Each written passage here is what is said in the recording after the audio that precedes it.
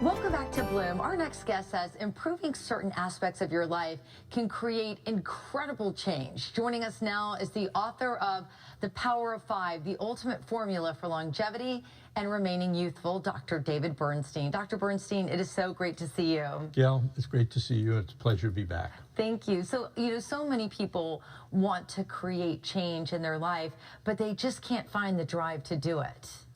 It's such a challenge in life to find the way to make those changes, because I talk about making dietary change and the lifestyle changes to people all the time, but somehow they don't stick. So recently I was at a conference and I met a motivational speaker, and he explained to me the difference between motivation and inspiration. So motivation is, I got to lose 10 pounds to go to my reunion, which is in 3 months. Or I have a sales goal and I'm going to reach my sales goal, but when it's done, I'm back to my old habits and my old ways. But inspiration is something different. It's something you can reach back from your past or an experience of someone else, like my friend Tom, who, when he was 50 years old, he was a college professor, he had a heart attack and had major stents put in his heart. He changed his lifestyle completely. He went on a very strict low-fat diet. He's never had an intervention since. Never had another heart attack, never had another stent. His cholesterol numbers were at goal. And that's the kind of thing that would inspire me to do the same things. By the way, Tom, this good friend of mine, gets up at 6 o'clock every morning and kayaks out in the bay. I love that.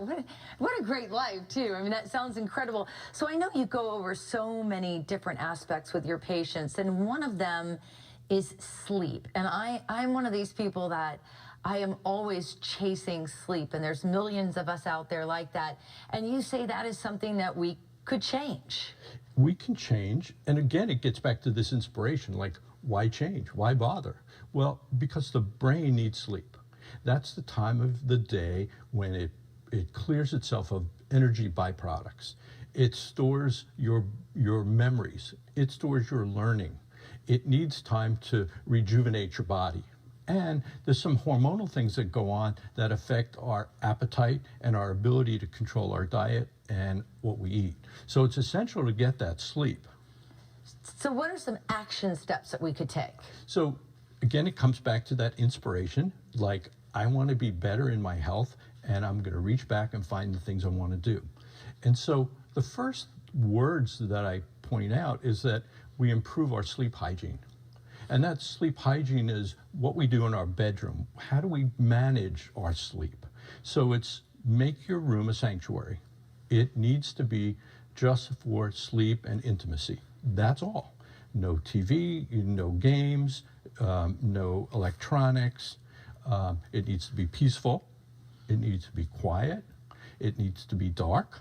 So if you can't get your room dark enough with blackout shades, wear eye blinders or something over your face to cut down on the light, and cool the temperature down. Research has shown that cooler temperatures are more productive in helping us sleep better. Very good. And you say also exercising can help with sleep. Sure, exercise is so important for everything, but it's really important to tire us out. And when I look on my app that I read about my sleep, it'll show me the days when I exercise that I'll have this heart rate dip at night, and that's favorable for my health, and it shows that my sleep is improved by exercising during the day. And then there's some other things. Alcohol has a terrible disruptive effect on our sleep. So we should avoid alcohol at least later in the day. We all know about caffeine and how coffee will distract and disrupt our sleep if we drink it too late in the day.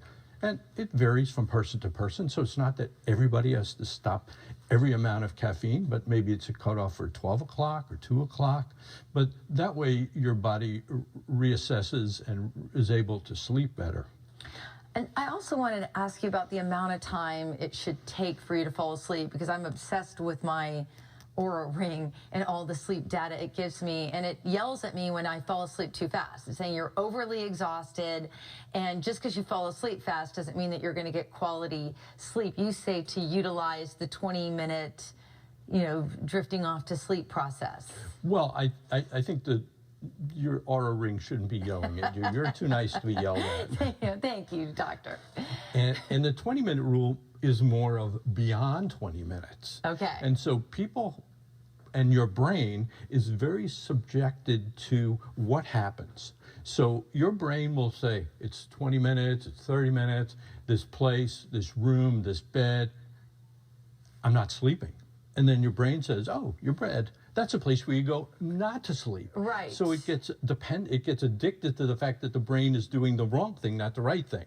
So the 20-minute rule is, if it's 20 minutes, get out of bed, go to another room, read, watch a little bit of television, something to distract your brain for all those thoughts that are going on in your brain and keeping you up.